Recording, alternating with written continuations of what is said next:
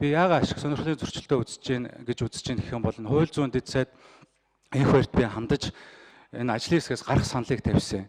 За энэ хүн болохоор өөрөө бол хэн нэгний зөвлөхөөр ажиллаж байгааг төлөө намайг тэглээ гэж хэлсэн, ойлгохгүй нь гэсэн учраас би илүү тодорхой ярих юм шаардлагатай болж байгаа.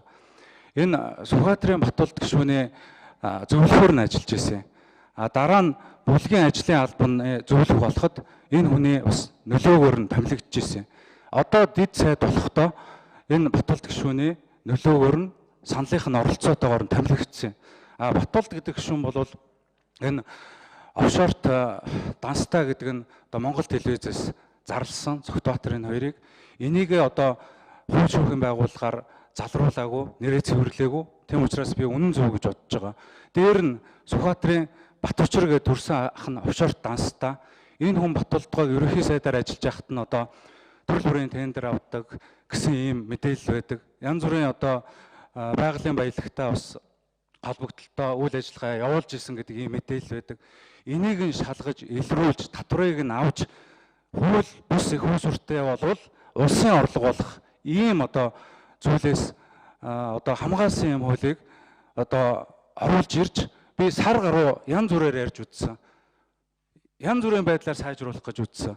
Ямар ч бодлоо байгаагүй. Тэгээ эцсийн дунд нь би энэ хоёрыг ашиг сонирхлын ийм учраас ашиг сонирхлын зөрчилдөө. Энийг ашиг сонирхлын зөрчилдөө гэхгүй бол өөр юу ашиг сонирхлын зөрчилдөө гэх юм. Улсын их хурлын тусгай хяналтын дэд хороо гэж байдаг. Тагнуулын байгууллага гүйцэтгэх ажиллагааг хяналт тавьдаг, чиглэл өгдөг цорын ганц субъект. Энийг Сүхбаатарын Батболдгой даргалж байгаа. Тэр буруу гэж бодож байгаа. 5 хүн үнэ бүрэлдэхүүнтэй хаалттай дэд хороо байгуулаад Сүхбаатарыг авцсан. Сүхбаатар гишүүнээр орох буруу гэж бодож байгаа.